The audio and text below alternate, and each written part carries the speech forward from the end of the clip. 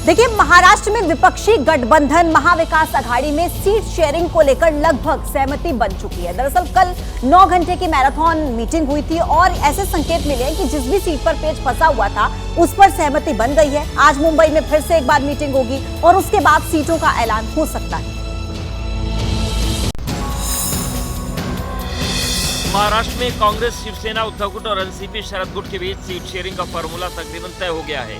महज चंद सीट ऐसी हैं जिन्हें लेकर गतिरोध बना है। हालांकि महाविकास अघाड़ी के नेताओं का कहना है कि आज होने वाली बैठक में उसे भी सुलझा लिया जाएगा।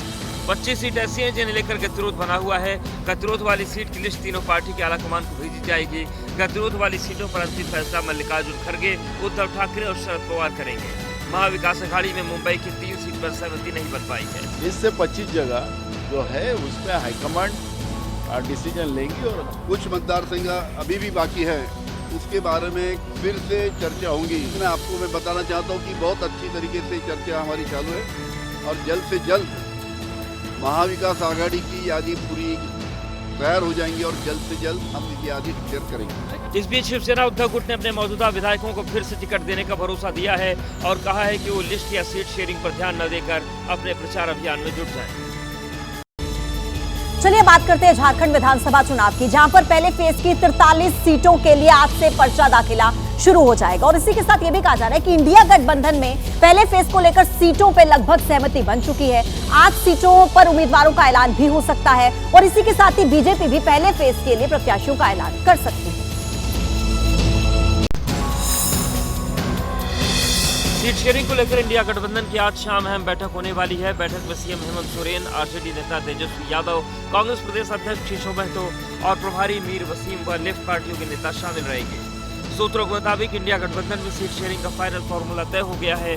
फार्मूले के मुताबिक झारखंड मुक्ति मोर्चा 43 सीट पर चुनाव लड़ेगी, कांग्रेस को 29 सीट मिल सकती है, आरजेडी को 5 सीट जबकि सीपीआई-एमएल को 4 सीट मिलेगी या मिल सकती है। सूत्रों के मुताबिक कांग्रेस 33 सीटों पर दावेदारी जता रही थी, लेकिन उससे 4 कम सीट पर संतोष करना पड़ेगा। वहीं आरजेडी भी इस फार्मूले से संतुष्ट नजर आ रही है। यहाँ भी हम लोगों को उम्मीदवार का चयन करना है और इसकी भी तैयारी हम लोग की है, चल रही है। लेकिन अब जो है झारखंड का तो आप समझिए 2 दिन बाद से नॉमिनेशन शुरू हो जाएगा। झारखंड विधानसभा चुनाव को लेकर बीजेपी आज उम्मीदवारों की पहली सूची जारी कर सकती है। बीजेपी इस बार गठबंधन में चुनाव लड़ रही है। हालांकि तालमेल में आजसू समेत अन्य घटक दलों को कितनी सीट मिलेगी इसका ऐलान होना भी बाकी है।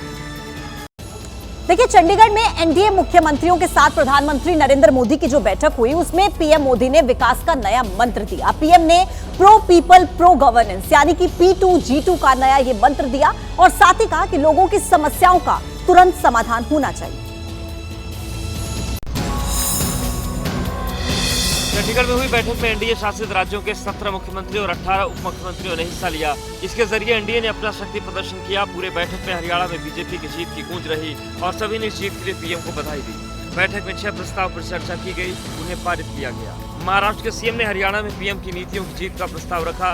राजनाथ सिंह ने 2025 में संविधान का अमृत महोत्सव मनाने का प्रस्ताव रखा। प्रधानमंत्री जी ने इस बात पर जोर दिया, बल दिया कि हम pro people, proactive, good governance P2G2 इस पर हम ध्यान दें और इसको हम आगे बढ़ाएं।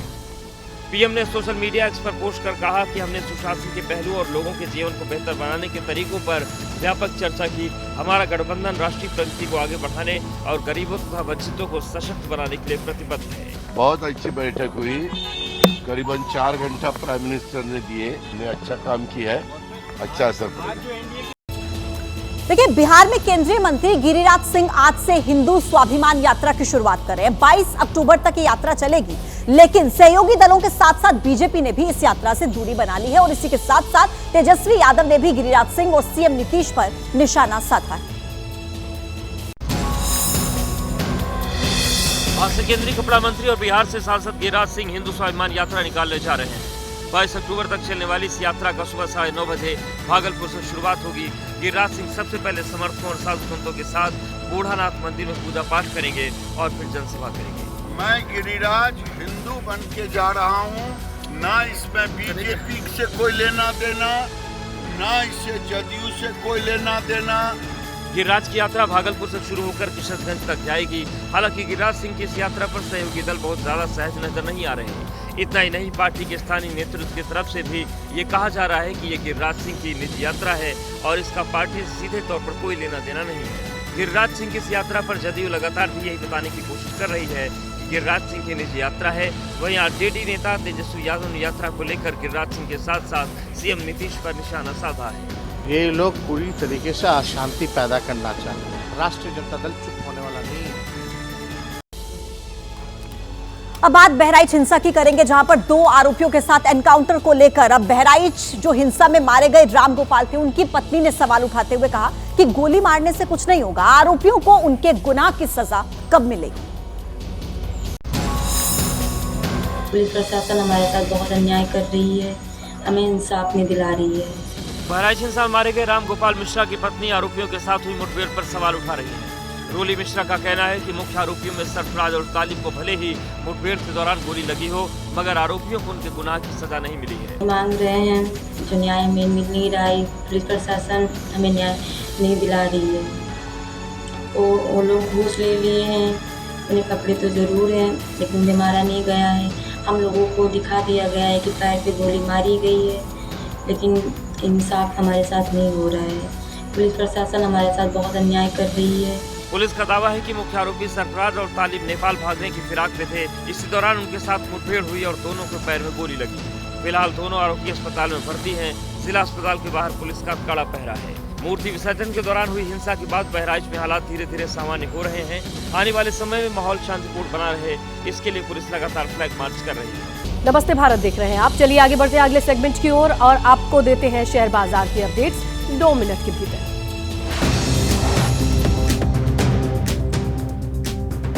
गुरुवार को सोने का एक बार फिर से दाम अपने ऑल टाइम हाई पर पहुंचा। 10 ग्राम 24 कैरेट सोने का भाव 257 रुपए बढ़कर 76,810 रुपए के पार पहुंच गया। इससे पहले एक दिन दाम 76,553 रुपए प्रति 10 ग्राम था। चांदी की कीमत में 88 रुपए की तेजी रही। चांदी के ये भाव की बात करें तो 91,600 रुपए प्रति किलो रहा। इससे एक दिन पहले की अगर आप बात करें तो चांदी 91,512 रुपए पर थी। इस साल चांदी 29 मई को अपने ऑल टाइम हाई यानी 94,280 रुपए प्रति किलो तक पहुंच चुकी है।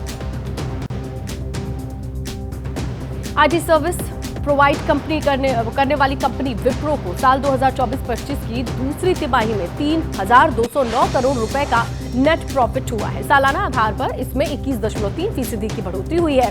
एक साल पहले की समान तिमाही में विप्रो को 2,646 करोड़ रुपए का प्रॉफिट हुआ था।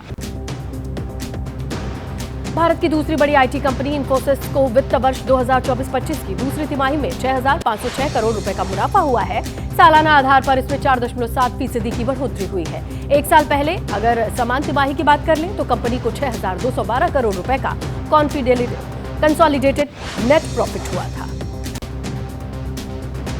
Hyundai मोटर्स इंडिया के मेगा आईपीओ की 3 दिनों तक चली बोली की प्रक्रिया के बाद 237% सब्सक्राइब हुआ है ये। हालांकि ग्रे मार्केट प्रीमियम में ये 1% से नीचे गिरकर 0.71% पर आ गया। आईपीओ को लेकर सबसे ज्यादा उत्साह क्वालिफाइड इंस्टीट्यूशनल बायर्स में दिखा।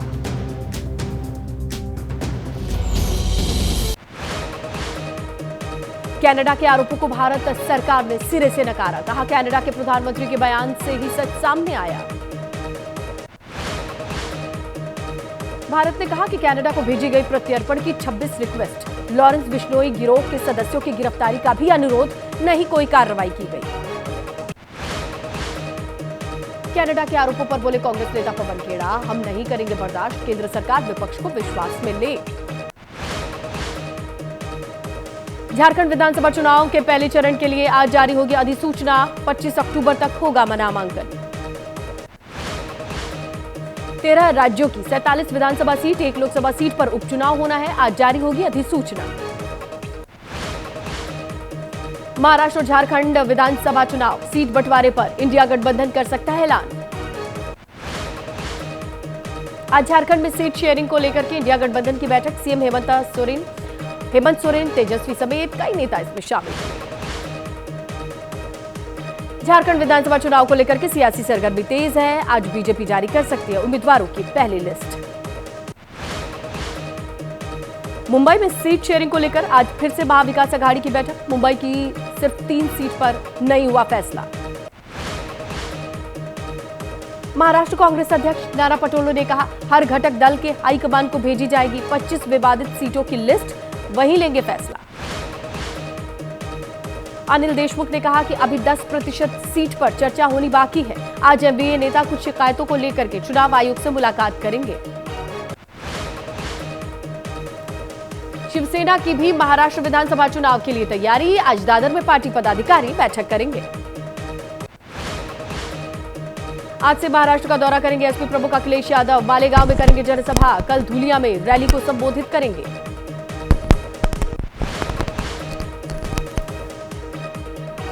उद्धव ठाकरे ने पार्टी के मौजूदा विधायकों को काम शुरू करने के निर्देश दिए। कहा, सूची घोषित होने की प्रतीक्षा न करें।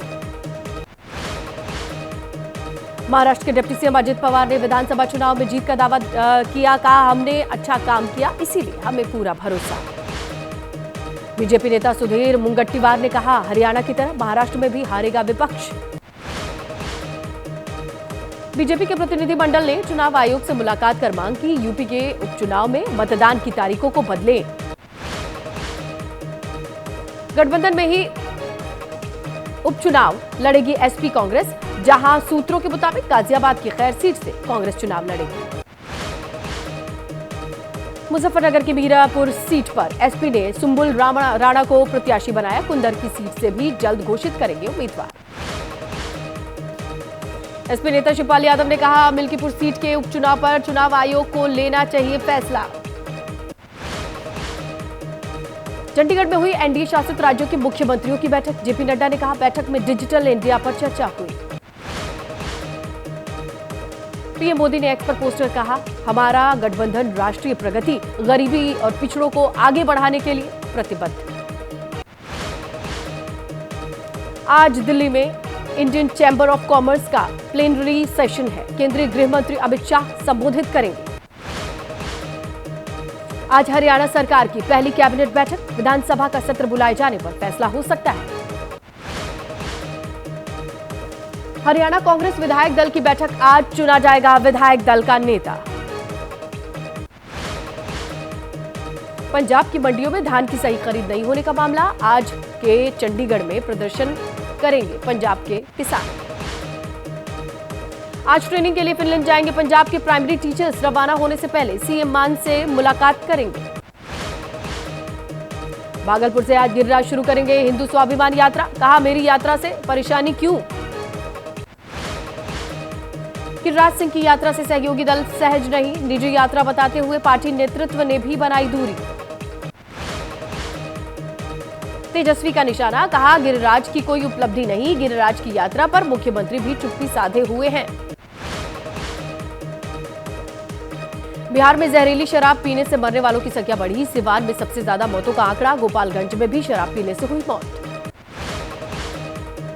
गोपालगंज में एसडीपीओ सदर ने कहा कि डॉक्टर ने शराब पीने की पुष्टि की। डीएम ने कहा, पूरे मामले की जांच कराएंगे।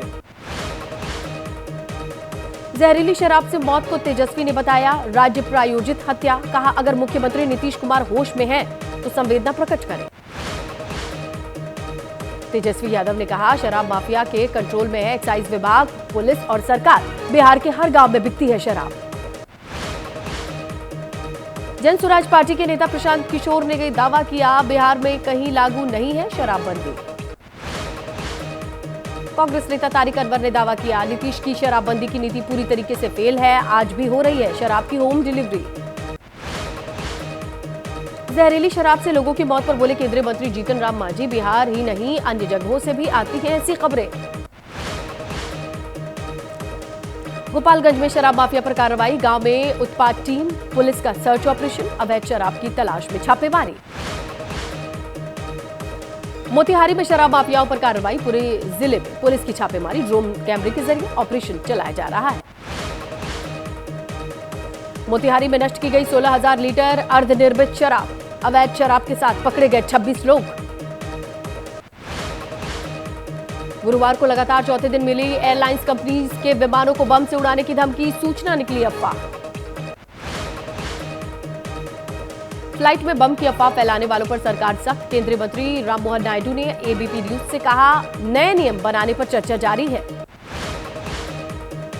बम धमकी और हॉक्स कॉल से निपटने के लिए सुरक्षा एजेंसीज के साथ भी चर्चा, एयरलाइंस ने सुझाव दिए। विमानों में बम की धमकी देने के मामले में कार्रवाई, मुंबई पुलिस ने गुरुवार को दर्ज की 4 और एफआईआर। बहराइच हिंसा को लेकर के पुलिस का दावा, मुठभेड़ में मुख्य आरोपी सरफराज और तालिब गोली लगने से घायल।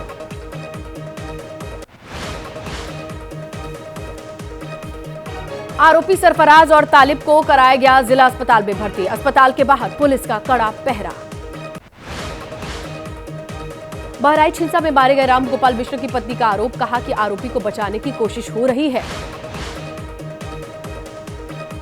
अखिलेश यादव ने बहराइच एनकाउंटर पर कहा, अपनी नाकामी छिपाने के लिए दिया जा रहा है मुठभेड़ का नाम।